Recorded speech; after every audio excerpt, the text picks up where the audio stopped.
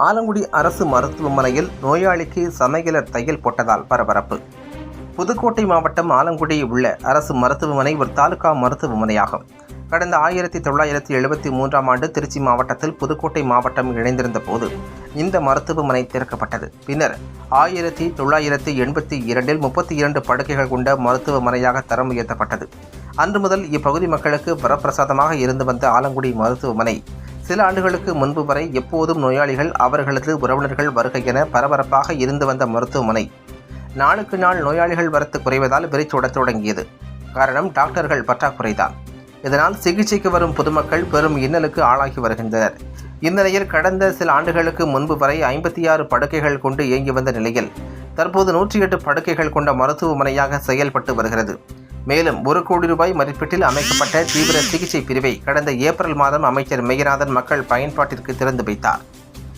இந்நிலையில் இன்று வாகன விபத்தில் பாதிக்கப்பட்ட ஒரு நபரை சிகிச்சைக்காக கொண்டு வந்தபோது மருத்துவமனையில் சமையல் வேலை செய்யும் பெண் அந்த நபருக்கு தையல் போட்டு சிகிச்சை அளித்ததால் அவரை கொண்டு வந்த உறவினர்கள் ஆவேசமடைந்தனர்.